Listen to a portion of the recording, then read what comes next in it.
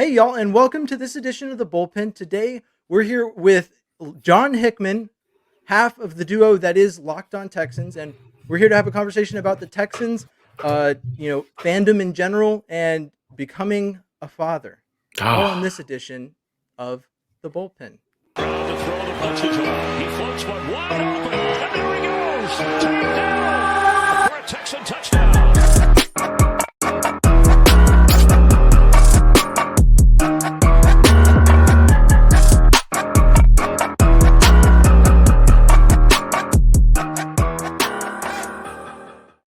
Hello, and welcome to this special edition of the Bullpen. I am James Roy. Tom is with me over here, my trusty co-host, and then we've also got John Hickman. John, how are you doing today? hello. Know what's going on, guys? I got that from Seinfeld. I'm a big Seinfeld fan. But thank y'all for having me on today. I'm super excited to have some fun with you two brothers and talk Texans, sports, fandom, the whole nine. Thank y'all for having me on. Let's have a blast. Let's do it. The only Seinfeld quote that I know, and it's embarrassing that I don't know very much, but it's no soup for you. No soup. Okay. That's one of the more popular ones. Yeah. So I need to sit down and watch. I've seen a couple episodes. I think like it's my speed, but I don't know. John, I want to start off. It's hard as a Texans fan to not talk about CJ Stroud when you do a podcast talking about the Texans. And so I just want to out of the gate just get your feel on CJ Stroud as a quarterback. How do you think a lot of the discussion around him has been either overhyped, underhyped? It depends on how you view it. Do you think that Texans fans are getting ahead of themselves with CJ Stroud, or do you think that this is it? This is the real deal. This is who we have. No, I don't think they're getting ahead of themselves, and strictly because they had Deshaun, and Deshaun left them. And then after that, then you had Tyrod. Then you had Davis Mills. And then you also had Kyle Allen. Then you also had Jeff Driscoll. So I don't think Texan fans are getting ahead of themselves. I think that they are exactly where they should be. Regardless how it pans out in the future, and I'm a guy that believes that it will pan out in the Texans' favor in the future with CJ Stroud as their franchise quarterback. You can't tell a fan, not necessarily saying you, but you can't tell a fan not to be excited, not to be optimistic, not to express their emotions, not to go through all of that when the previous years before my former franchise quarterback just left me in the rain.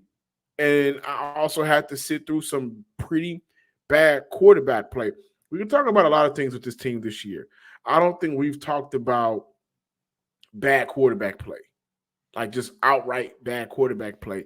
And that's been the difference compared to the past couple of seasons. And so I think Texan fans deserve this moment through the first 5 weeks of the year. I think Texan fans, 6 weeks through the year, excuse me. I think Texans fans deserve to express themselves in a positive manner because before that, they had no real reason to.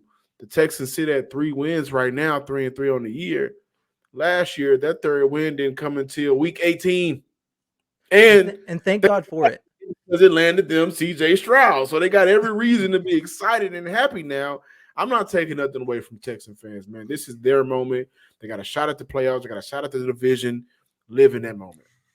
No, yeah. And honestly, Tom, I kind of want you to press in on this. I noticed, John, that you posted today a poll about Dalvin Cook. Should the Texans pursue him? Yeah, and that's yeah. actually a topic we talked about on this week's episode. Not Dalvin Cook specifically, but running back. So, Tom, I'll let you take it away with running back questions for John Hickman. Well, I just wanted to touch on what John said about CJ Stroud. Literally yesterday, we just did a roundtable discussion with all of the media casters from the PSF app in the AFC South. If you're not on PSF, I would invite everybody and anybody to PSF to check that out. And I cannot tell you enough how much other media casters, fans of other teams within the division, are recognizing the play of CJ Stroud. Absolutely believe he could be the best quarterback in the division. It's one of those, is Trevor Lawrence going to continue to do what he's doing, or CJ Stroud? That's really where it's at. Richardson can't be on the field. Tannehill is what he is. So those guys gushed and gushed and gushed about CJ Stroud. So I think it's very accurate that we should be excited about what we have, because other fan bases see what we have and are appreciating it. To speak to the running back thing, I cannot understand for the life of me why on a team that you have other areas you could talk about. The one area that people want to talk about is the run game. I think you could look at the lines, either one of them if you wanted, and really live there.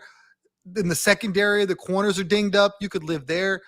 Running back for me is not a concern. I don't think there's an issue with either running back. So, and I knew I was going to catch a lot of slander for that, but defensive line, absolutely. And we just saw the Houston Texans bring in Myjai Sanders, who I think I describe him like this. Number one, there's no rush to get him on the field. Like he's not we got to get him on the field type of player. Number two, when I look at Myjai and how he wins his battles, he has a very good motor, and I love how he uses his hands. I had an opportunity to go watch him at the Senior Bowl last year in Alabama, and he was a guy that I thought Houston should have drafted at the same time they drafted Thomas Booker. Around that fifth round slot type of guy, but I love his hand placement and how he uses it to get off blocks and make plays. 3 sacks last year as a rookie, got hurt this year. New general manager. Was no real reason for me to keep you if he wasn't one of our cornerstone players. So I think Houston got a good guy, and I think he can eventually be one of those very good third down situational players potentially in the future. When you look at how Houston is good in about 3 or 4 years, Myjai can be a guy along with Dylan Horton, and you're looking at saying, well, these guys are not getting double-digit sack numbers, but they're getting 3.5, they're getting 4, they're contributing to a very good defensive front. So adding depth on that D line, I think, was important. They did it with Myjai. I think they need to still maybe go out and look for a defensive tackle because I believe that that's been the weakest part of that D line to this point. The offensive line, I'm okay with. They went 3 games without giving up a sack. They also have depth right now. Juice Scruggs, we'll wait and see what's going on with that. Josh Jones can eventually come back. If you want to get creative, you move Titus Howard back to right tackle, insert maybe Juice at left guard. But I think they have the depth there at the offensive line to sustain the rest of the season, which was kind of a blessing in disguise how Houston got to this point because of the amount of injuries that kept stacking early in the year. When we look at the offensive side of the ball, I can't sit here in front and say that I think that the weakest link so far is the run game. It's not producing as this team would have liked it to produce. A guy who I really like, who I had high expectations for coming into the year, and I think he's an amazing player off the field, Dameon Pierce, it's just not working to this point of the season. Now, if Houston comes off this bye week and they beat the Carolina Panthers, which I think all 3 of us would agree that they will, and they can either take over the spot in the AFC South or right now they're half a game out of their 7th wild card spot. At that point, 4-3, the trade deadline is in 2 days after that point of the season. I think it would make sense for Houston to upgrade at the running back position. I think if that's something that you still want to do, they still want to run the ball, and if you can find ways to get more talent on this team, you do that. Now, I said Dalvin Cook was a guy on Tuesday's show. I looked at one of the duo running backs from Denver. They're having a fire sale. Everything must go, and I like both of them. Both of them run the ball very well. But I think it wouldn't hurt Houston to look at that position and say, we got to find a way to get more production out of it. And they've done it, giving Devin Singletary more carries, which was great. But if you can add to that, add a different element or a better element, more talent to their backfield, why not do it? When I thought something personally that they didn't really do most of the season that they also dug into, I've been iffy on the whole using wide receivers in the backfield. I don't think Tank Dell really has a place running the ball. I know that Slowick's looking to give a different look. I liked Hutchinson in that role. I thought I did like Hutchinson Hutch in did that really well. role. I did like that. But one of the big plays was a 10-yard run from Mike Boone. And the Texans haven't really dug deep into their running back room past Pierce and Singletary this season. And so maybe it's in-house. I mean, it has been at O-line, at every other position. Maybe the Texans just dig deeper into the roster. I don't know if Obungawale maybe gets a look, but I mean, there's 2 other running backs already on the roster. And so before we look outside, that's my big question is why are we not giving guys that are deeper on the roster another look?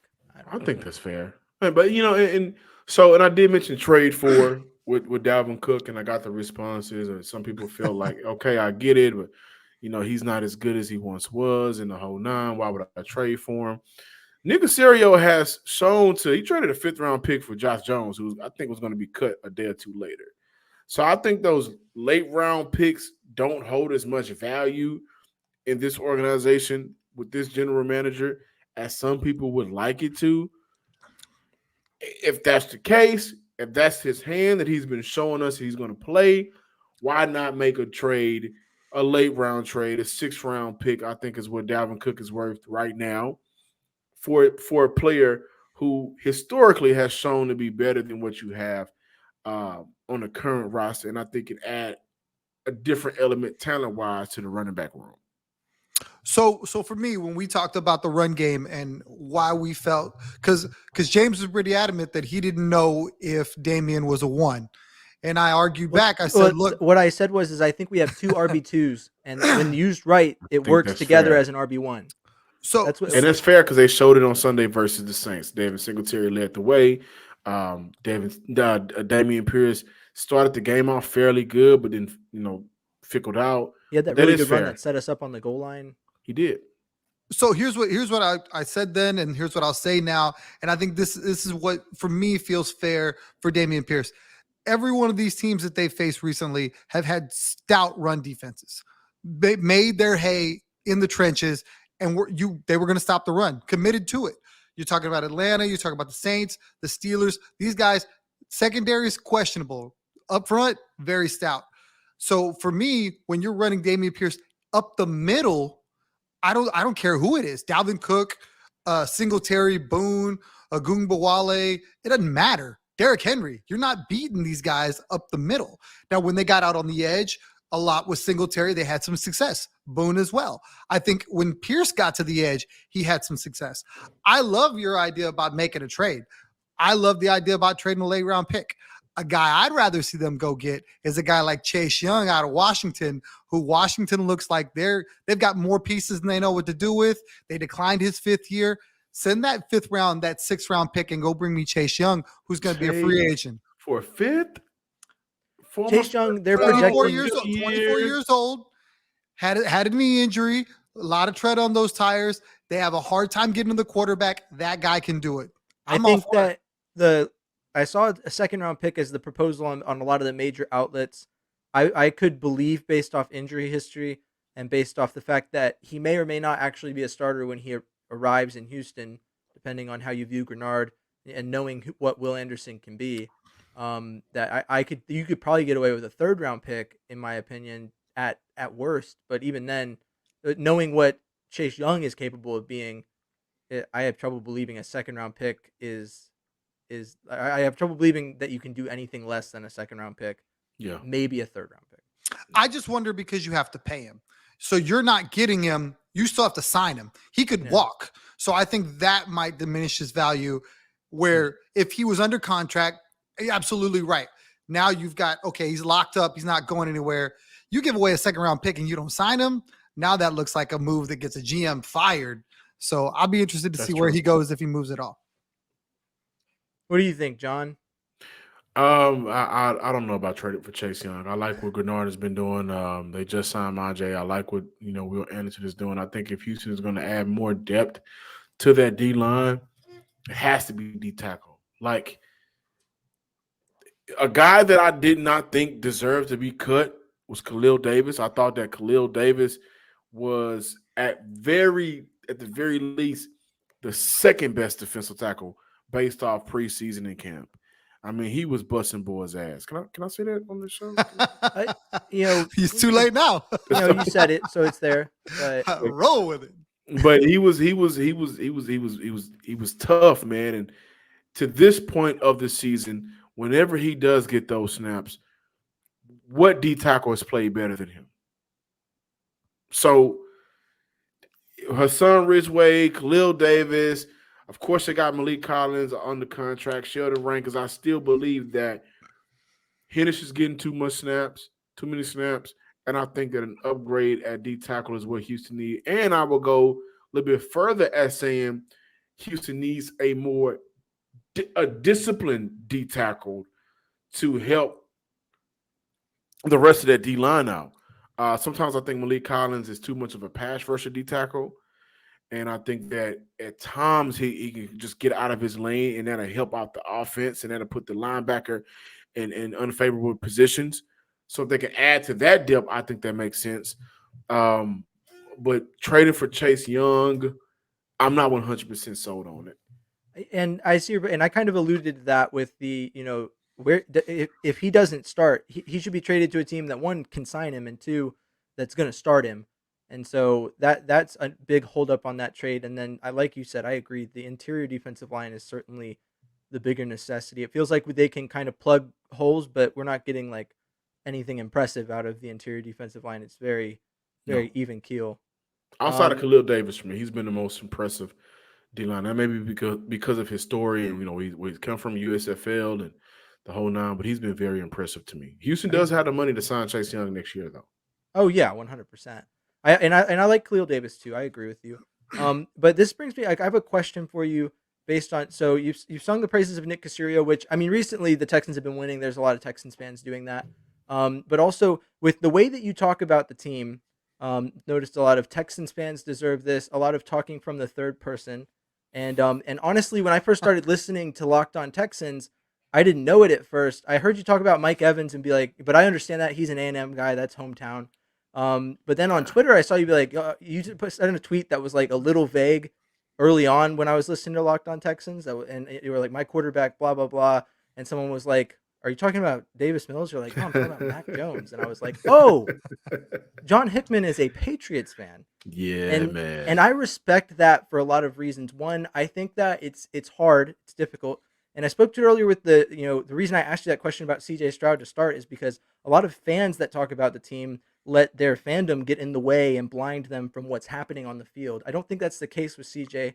I think that CJ has shown enough in elite traits to show that he deserves the praise he's getting right now. But I think you have a unique perspective as someone who's a fan of the Patriots, but talks about the Texans. Do you feel like that obviously to some extent you like the Texans? You couldn't just sit there and talk about a team you don't like. You have to feel some connection to it. But do you feel like that perspective gives you like I don't know, I don't want to say like a better view of the team, but like it gives you like a unique perspective? No, I'm fair. I'm very fair. Yeah. And with that, I try to bring football to the screen, football through the microphone. And so there are a lot of great content being produced and put out there by pure Texans fans that I would never take anything away from. I mean, you guys bust your tail, you put shows together, you go out there and you're breaking down film and like everything that Texan fans do that cover this team as well.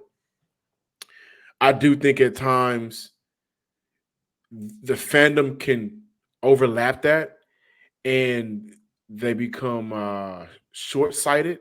And again, this is no shot to them, but what I like to do, because I also went to school for broadcast communication and journalism. So I could have been covering the Chargers. I could have been covering the Patriots. And I still would have been fair in how I look at and break down a team.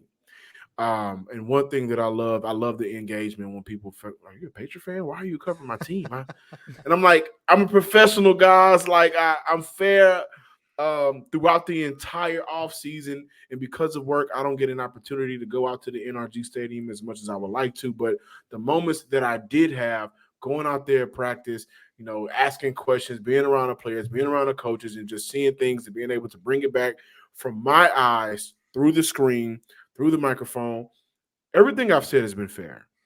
Oh yeah. And so I can go back to last year where I would tell people, hey man, just give it up on Davis Mills. It's over, right? There's no way you believe that you should honestly tank another year for Caleb Williams. That's insane to me. But there's moments where the fandom comes out, and I get it.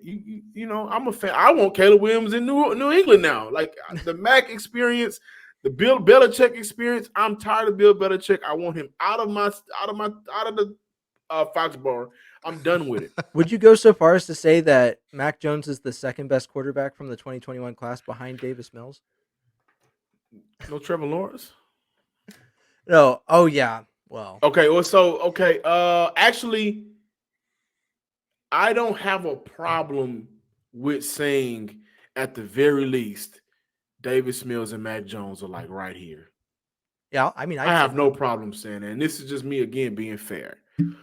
But I enjoy being able to take a step back and look at things from my own personal point of view, my perspective, and remove the fandom away from it and be fair.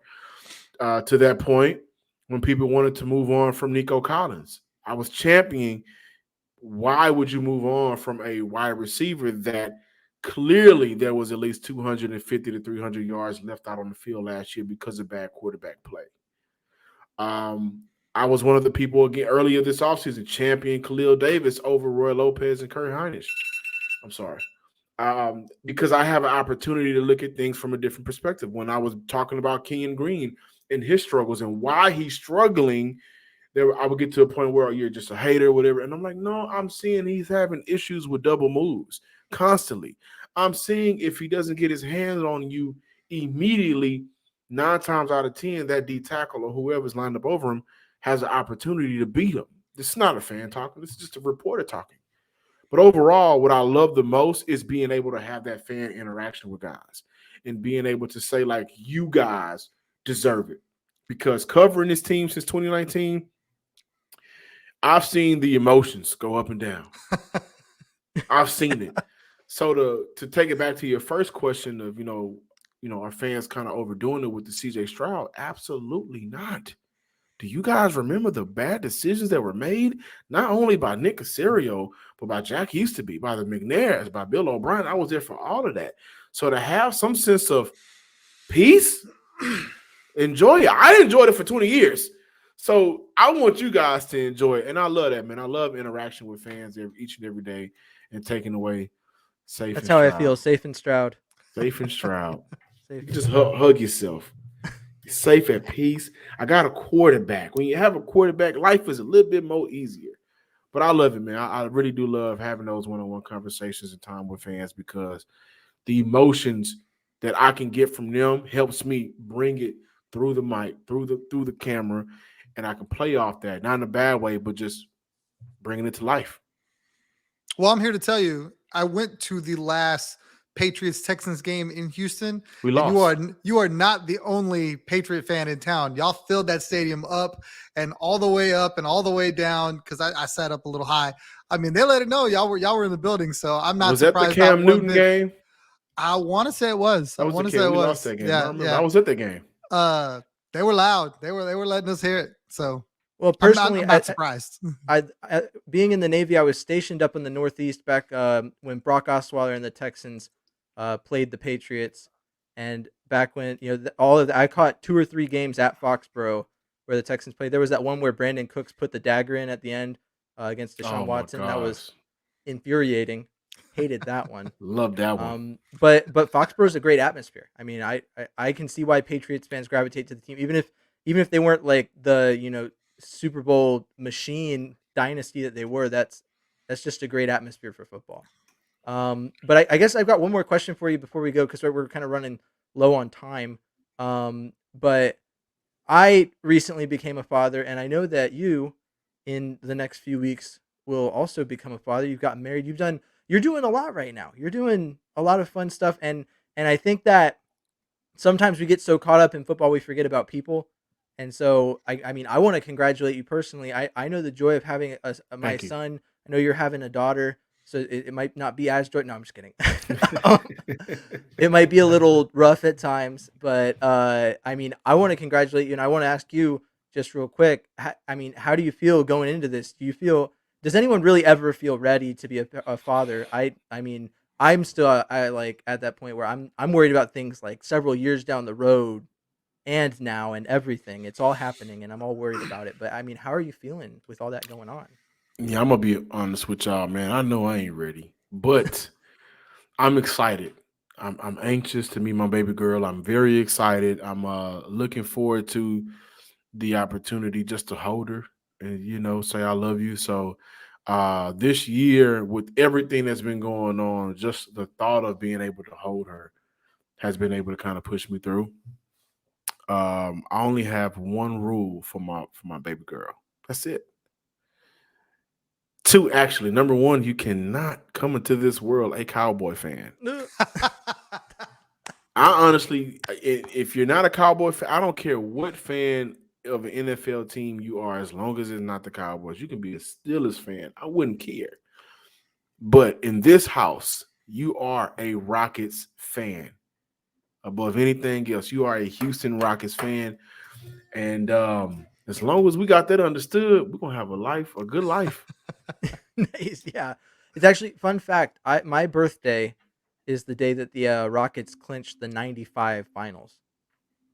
So Are you June you're June lucky. 14th, 95. My dad was in and out of I was the second kid, so it's not like it was a bad thing. He was in and out of delivery room like, "Oh, how's Akeem doing? Okay, I'm back. I'm back. Okay. Well, now I got to check what quarter is it? How are we doing? Okay. Oh, we did it. All right, sweet. Okay, Now I can good. watch my My son. son is okay. Great day. Perfect Great day. day, all around, all around. All right. I know you're going to be great at it. And we talked briefly before, so I mean, and if you need anything, I'm always open to receiving a text, helping out, dad to dad. Thank you, But man. I'm I I'm appreciate super it. excited for you, Tom. You got anything on the fatherhood? I mean, you pretty much covered it. As a dad of two, I got two boys. I mean, it goes really fast. I got one 13, one 6, and it's like 1 minute you got them in your hands, and the next minute they're taller than you. So I mean, Oh man. enjoy that, and just day by day, it's a thing. It never gets old. It's always awesome. Healthy and happy. That's really my only wish for you. With all of this that's going on, because you're gonna lose a little sleep. Everybody knows you're gonna lose a little sleep. I don't care what bassinet you got. I know we were talking post. I don't care. You're gonna lose a couple nights. There's gonna be days. You're gonna have some throw up. You're gonna have the normal stuff, but it's all worth it, man. It's all worth it. And I and now appreciate you guys. here's to hoping that your daughter is a Texans fan. Yes. That's my prayer. So my in-laws, they bought a crazy amount of like Texans baby gear. Oh, nice. They also, some of them bought some cowboy stuff, but that's probably never gonna get put on. Threw it straight in the trash, didn't you? Yeah, that'd probably be that. I may use that to wipe the throw up off me. But she has a lot of Texans gear, and I'm okay with that. Eventually I want to be able to, when she gets older, take her to the game, and they know me, and we can have that type of relationship. But NFL side, that's your life to live. When you come home, from the moment you are born, you are a Houston Rockets fan, no question about it. Love If she's that. a Texan fan, I'll be happy with that. 100%. John, thanks for coming on the show. We appreciate it. I know you got to catch up on some sleep so that you have some in the bank for when your kid arrives. So we won't hold you any longer. Thanks for being here today. Go ahead and tell the people where they can find you at, and then we'll close. Yeah, man, y'all can follow me. X, formerly known as Twitter, but follow me on Twitter at John_Hickman12. Also, do me a favor, if you download the Bleacher Report app, do that to your phone. Type in John Hickman. You can follow me on there as well under John Hickman. And John, real quick, because I just thought of it, aren't you doing logo work freelance?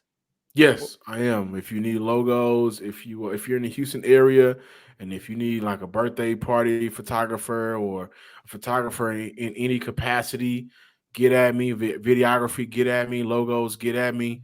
Right now, whatever I can put my hands on, I could do it because I'm pretty good at a lot of things. So just get at me again. Follow me on Twitter at John_Hickman12. Also, do me a favor. If this is your first time to this podcast, make sure that you hit the subscribe button, the like button, comment, go wherever they got their podcast posted. Show these brothers some love. Let's continue to keep this Texans content creating life and relationship between all of us active, popping, and full of good vibes. Well, I couldn't have said it better myself, so I'm not going to. Thanks for watching today, and thanks for supporting the Bullpen. Go support Locked On Texans. Go support John and all that he does. And H-Town till I drown. Stay classy, Houston. Peace out. Go Astros. Go Stros!